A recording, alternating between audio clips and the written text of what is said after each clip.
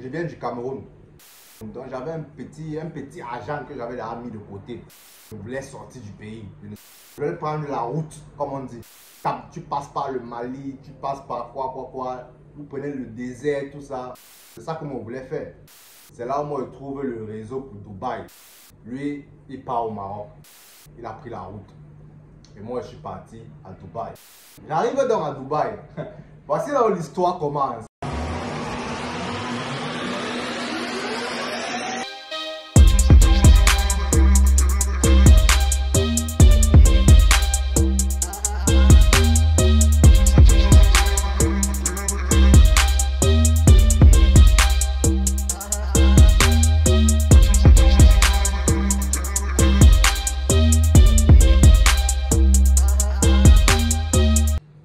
Bonjour tout le monde, alors je m'appelle Eric Akoa, je vis à Dubaï et je suis mannequin et fitness influencer. Aujourd'hui je vais vous expliquer un peu comment je suis arrivé à Dubaï et mon quotidien et voilà.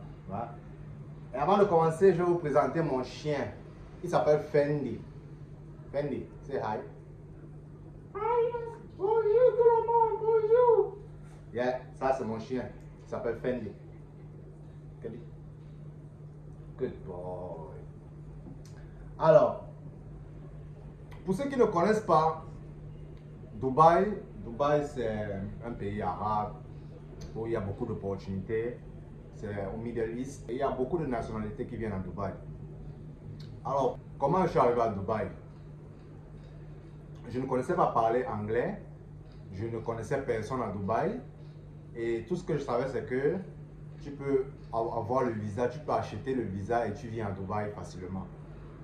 Et moi, tu connais quand tu es au pays, au Cameroun, je viens du Cameroun. Au pays, il n'y a rien à faire, tout le monde s'ennuie. Il n'y a pas le travail, les jeunes ont faim. Je faisais déjà un peu le modeling au Cameroun, donc j'avais un petit argent que j'avais déjà mis de côté, que je voulais sortir du pays. Je ne savais même pas où je voulais partir. Je voulais partir au Maroc. Je voulais prendre le Sissongo, je voulais prendre la route, comme on dit. Que tu passes par le Mali, tu passes par quoi. Vous prenez le désert, tout ça. Moi, c'est ça que moi je voulais faire. Donc à la base, moi je voulais aller au Maroc pour me chercher. J'avais déjà mis mon argent de côté. J'ai un cousin à moi, il me disait que gars, lui aussi voulait aller au Maroc. Il me disait que gars, allons au Maroc. C'était là chaud, ok, il n'y a pas de souci. Quand on devait partir au Maroc, une semaine avant, c'est là où moi je trouve le réseau pour Dubaï. Lui, il part au Maroc, il a pris la route. Et moi, je suis parti à Dubaï. J'arrive donc à Dubaï. Voici là où l'histoire commence. Attendez, comme vous voyez les gens ici à Dubaï, vous les voyez, ils conduisent, ils font les trucs. Vous ne savez pas comment ils sont arrivés là. Moi, je vais vous dire comment moi je suis arrivé où je suis. J'arrive à Dubaï. Je ne connais pas parler anglais. Je connais seulement une seule personne à Dubaï. La personne que je connaissais à Dubaï, là, je causais avec lui sur Facebook. Quand j'arrive, il me dit que non, il va m'aider à chercher le travail et tout. Je dis que ok gars, merci. Quand j'arrive maintenant, je cherche le travail. Quand j'arrive, je vois d'abord le pays est grand, les routes sont grandes. Je dis que mais ça c'est encore quoi ça? Ça c'est la magie. Bam, mon ami me berge. Il devait me berger seulement pour 1 mois. Parce que lui-même, il vivait avec les gens. Il me berge pour 1 mois. Pendant les 1 mois là, alors, je suis là, je regarde un peu Dubaï, j'applaie sur, comment on appelle ça? Je postule pour les jobs. Je postule. J'ai postulé pour un job là, c'était serveur.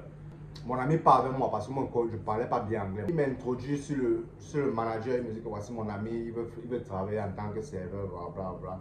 Le manager me pose la question. How long have you been in Dubai? Ça veut dire que ça fait combien de temps que tu es à Dubaï?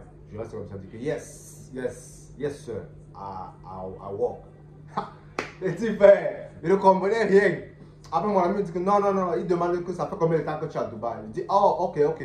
Me new Dubai, you know. Je lui ai dit que 2 weeks. Le manager dit que ok. Il me dit que ok. Le manager dit que viens pour l'essai. Tu vas essayer demain. Je dis que ok, bam. Je rentre avec mon ami. Le lendemain, je reviens. Bam. ils font les trucs. Il y a la réunion avant que le service ne commence dans le restaurant. Il y a la réunion de tous les employés. Le manager, c'est un anglais. Le manager commence à parler. So yeah, today we're gonna have this one, you know, you're gonna be on the floor, Je reste comme ça, je dis que merde, je ne comprends rien. Mais j'appelle une fille serveuse aussi qui est à côté de moi, elle dit que me don't understand. Elle me dit que it's okay. Reste à côté de moi. Elle parle en anglais, elle me dit que just stay next to me. On fait toute la journée, je sais, j'aide. À la fin de la journée, il me dit que ok, see you tomorrow. Quand il rentre, il m'envoie un email que non, c'est pas possible, tu n'es pas bon. Ne reviens plus demain. Ah, le Wanda non. Mais continue toujours à apply. Entre temps, alors, mon ami qui me bergeait là, ça faisait déjà un mois venait derrière, il me dit que gars, je ne peux pas t'héberger plus d'un mois ici là, sinon il va avoir des problèmes. Donc il faut que tu go. Je reste comme ça, il n'est pas où partir. Mon argent finit déjà. Et je n'ai pas toujours le travail. C'est là il me dit qu'il faut que je go. Je sors de la maison. Je sors de la maison avec 2 bagages à Dubaï. Je ne sais pas où partir. Je reste comme ça. Il dit que merde. Je ne sais pas où partir. Je suis avec 2 bagages dans la rue. Ça, je prends mon téléphone. Je commence à chercher online. Je cherche les hôtels moins chers. Même pour faire 2 nuits. Que je me repose un peu. Après, je commence même à appeler mes frères ou bien mes cousins qui envoient un peu d'argent. C'est chaud. Je trouve un hôtel moins cher à Dera. Dera, c'est un côté moins cher à Dubaï. Là où c'est le vieux Dubaï. Donc, c'est un peu moins cher là-bas. C'est là où tous les Africains restent. C'est là où ils cherchent un hôtel là-bas. Il reste 2 nuits. Pendant les 2 nuits, là, il ne dort pas. Il commence seulement à réfléchir, pense. Il y a un groupe sur Facebook qui s'appelle Les Français à Dubaï. J'entre dans le groupe là. Je publie là-bas que oh, je cherche le travail, aidez-moi. Le lendemain, il y a une femme qui me répond. Elle me dit que tu veux quel travail? Je lui dis que je veux n'importe quel travail. Du moment où ça me donne la résidence et je reste. Elle me dit que ok. Viens, on se voit le demain soir. Je pars demain soir. Je pars le lendemain, je la vois, on cause. Elle me dit que bon, envoie-moi ton CV et tout. J'envoie le CV, je lui donne mon CV, j'oublie même. Parce que, entre temps, c'est comme si elle me hier, moi, elle voulait seulement me voir, qu'on enjoy. Je n'ai pas senti ça. Mais elle lui donne quand même mon CV, donc je go. Fait que je go, il forget. Même deux semaines après, elle m'écrit que bon, on va commencer les procédures pour t'embaucher. Je dis que ben. Elle ne savait même pas que je ne connaissais pas parler anglais parce qu'elle, elle parlait français, mais elle était manager. Elle parlait français, donc je parlais français avec elle. C'est là alors, bam, on m'embauche. Je dois commencer le travail. Serveur. Ben, voilà un serveur qui ne connaît pas l'anglais. C'est là où je commence le training. On me montre les trucs, comment je dois servir, comment je dois parler aux clients, tout ça. Je travaillais de 15 h jusqu'à 3 h du matin. 15 h, c'était le début de mon shift. Jusqu'à 3 h du matin. Je travaillais comme ça tous les jours. Avec un seul jour off. Ton jour off, j'étais fatigué. Et comme tu connais le serveur, tu sais, tu es debout, tu cours, tu pars, tu reviens. Et la place là, il y avait beaucoup de gens. Man, mon jour off, mon dos me faisait mal, mes pieds me faisaient mal, tout mon corps me faisait mal. Je dormais tout mon jour off. Après, quand tu te réveilles, le lendemain, tu dois te préparer pour une autre semaine encore. Et on me paie, ben, je ne sais pas comment vous dire ça en dirham. On me paie 1200 dirhams le mois. C'était avec 1200 dirhams, ce n'est même pas un peu d'argent. C'est pas beaucoup d'argent. Mais bon, j'ai pris. C'est là où je travaille alors en tant que serveur pendant peut-être 9 mois. Et pendant ce temps-là, j'apprends l'anglais. Et j'apprends comment Dubaï marche. Je rencontre les gens et tout. Après, mon frère, on nous traitait là-bas comme si on était des esclaves. C'est là où moi, ça n'entrait plus dans mon système. J'étais fatigué de ce que mon frère m'avait quitté ici. Là. Il connaissait là un peu parler l'anglais et tout et tout. Il connaissait là un peu comment Dubaï marche. Après peut-être 9 mois alors, moi je dis que gars, moi je ne veux plus travailler. C'est là où les gars, ils me renvoient. Ils me renvoient. Quand ils me renvoient la PAM, je rentre au quartier. Je cherche maintenant à trouver comme un autre job. Comme je fais la gym, la fitness, je dis que bon, maintenant laisse-moi, je vais faire le personal training. C'est là que je commence à mettre sur Instagram, personal trainer, everything. Et les gens commencent à me contacter. Quand les gens me contactent là, c'est là où je commence à leur faire le personal training. J'entraîne les gens à la salle de gym, ils me payent. Ça a commencé à marcher un peu. Donc, j'ai fait le personal training pendant peut-être aussi 1 an. Et il y avait les hauts et les bas. Il y avait les mois où je faisais beaucoup d'argent. Il y avait les mois où je faisais un peu d'argent. Mais dans le maintien, tu vois, non? Je gérais. Après ça, mon frère, même le personal training là, il y avait là beaucoup de personal training à Dubaï. Ça devenait un peu saturé. Cela dit que non, tu sais quoi? Il faut qu'on change. Quand il dit qu'il faut qu'on change comme ça, cela veut dire que non, il faut que je fasse autre chose. Ça ne veut pas maintenant être salesman. Salesman, c'est les gens qui vendent les choses. Quand ils commencent maintenant à vendre les choses, là-bas, il n'a même pas fait même 3 mois. C'est-à-dire que ça ne fait même pas pour moi. Chez moi, le cas, je suis parti. Pas. Je ne veux pas encore personal trainer. J'entraîne les gens. Mais les gens sont bizarres, les gens m'énervent. Je ne veux pas. Il faut comprendre que les gens sont ici à Dubaï. Quand tu es coach sportif, ils veulent seulement faire que oh, mon coach sportif est beau, mon coach sportif est musclé. Ils prennent le coach sportif parce que c'est un lifestyle. Tu vois, ils s'en foutent même s'ils sont fit. Certaines veulent être fit, mais certaines prennent le coach seulement pour dire que oh, j'ai un coach. Donc, j'entraîne encore pour quelques mois les gens. Après, ça me fatigue. Je dis que chez moi le camp, je ne veux plus entraîner.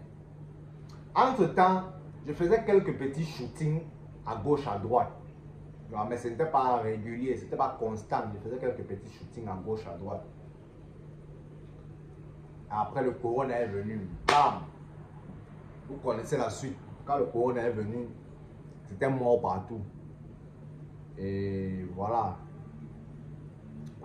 Presque 1 an à la maison, au quartier. Je ne faisais rien. J'étais avec ma go, on était lockdown. On y assait seulement toute la journée, on mangeait. Tu connais, non? Mais on est fini. Bam. Il n'avait pas le travail. Il n'avait pas le travail. C'est là où j'habitais alors. Mon bailleur dit qu'il va fermer l'appartement. Il va faire les travaux, donc tout le monde doit sortir. Il nous dit ça 1 semaine avant. Là où j'habitais. J'habitais dans les bed space. Il faut savoir que les bed space, c'est là où c'est un appartement. Là où il y a peut-être 2 chambres. Et dans chaque chambre, il y a au moins 5 lits. Et sur les 5 là, c'est les petits lits comme ça, comme les lits de prison. Tu ne sens même pas le matelas, c'est comme si tu dormais sur le fer. Et les lits superposés. On était au moins 5-6 dedans, dans une chambre. Et une autre chambre encore, il était au moins 5-6 dedans. Sale comme tout. Mais, là où j'habitais, le bailleur dit que non, il va fermer le building. Quand il ferme la bam, il ne sait pas où partir. Il me retrouve encore à la rue. Ça veut dire que petit frère, moi, le tout, sinon, il veut pas au pays. Je ne suis pas venu ici souffrir, mon frère. Il dit que mon frère, il pensait que j'ai ma mater au pays qui va me préparer un bon gombo ou bien un bon coquet. Un dollar. Moi aussi, ici là, à Dubaï, je galère. Je n'arrive même pas à manger. Des fois, il faisait même 3 jours sans manger, mon frère. Ça veut dire que non. C'est quoi? Si d'ici la fin de l'année arrive, elle n'est pas la position, moi, bac. J'étais déterminé que non. Je vais give up. Je vais give up Dubaï. Quand la fin d'année arrive alors, c'était décembre 2020. 2020, je crois. Oui, décembre 2020.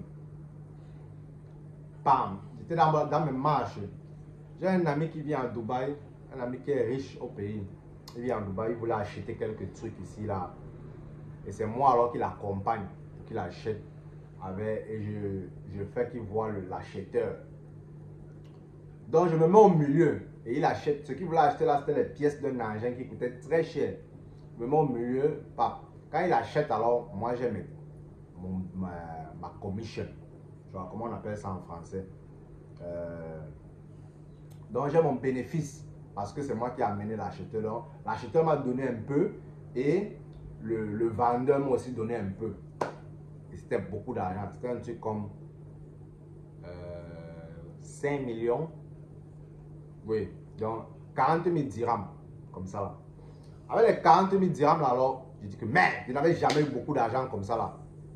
Avec 40 000 dirhams, je dis que merde, il fait comment? Vous voulez que non, le bac au pays avec ça. Après, il dit que non, mon frère, je suis venu pour vivre une belle vie ici là, donc laisse-moi vivre ma belle vie. Dès que les 40 000 dirhams là, pam! Je dormais, et pendant ce temps-là, je dormais chez les amis. Il n'y avait pas de place où je restais. Dès que les 40 000 dirhams là, pam, j'achète la voiture directement. 20 000 dirhams. J'achète la voiture peut-être à 17 000 dirhams. Après, pam, dès que j'achète la voiture, quelques jours après, je m'en vais louer mon appartement. Pam, je loue mon appartement, j'entre. Et il y avait seulement, dès qu'elle a vu le lit, j'ai seulement dit que oh, ça va, le lit était grand. Elle dit que oh, je prends ça. Premier appartement qu'elle a vu, elle a seulement pris. Pam, comme j'étais seul là, pam, j'ai acheté le chien. Je dis que non, je veux vivre avec le chien, mon chien va rester dedans. Quand je me suis mis dans les conditions là, tu vois, au lieu de bousiller là, c'est vrai que vous allez dire que oh, j'ai eu beaucoup d'argent, mais je n'ai pas peut-être investi, je n'ai pas envoyé au pays, machin. Mais il y a un truc qu'il faut que vous sachiez. Pour avoir plus d'argent, il faut te mettre dans la peau et il faut te mettre dans le mental de quelqu'un qui a déjà l'argent. Tu vois. Donc, avoir tout ça, ça m'a permis de me sentir comme si j'ai déjà l'argent. Même si j'avais déjà fini l'argent là, en achetant la voiture, en louant mon appartement, l'argent était fini. Mais je vivais maintenant une vie confortable que je n'avais pas eu à Dubaï. Et dès que je me suis mis dans cette position-là, j'ai commencé maintenant à postuler en tant que modèle mannequin. Je ne voulais plus faire rien d'autre, je voulais se mettre mannequin. Donc j'ai commencé à postuler dans toutes les agences de modeling. J'ai postulé partout. Toutes les agences m'ont pris. Et quand ils m'ont pris comme ça, là, j'ai commencé à faire les shoots. J'ai fait le shoot de KFC. J'ai fait le shoot de marques de voitures Mitsubishi. J'ai fait le shoot de Emirates. Donc j'ai commencé à être célèbre.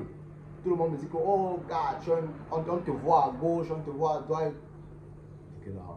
C'est ça qui m'a fait, c'est ça qui m'a fait un peu décoller.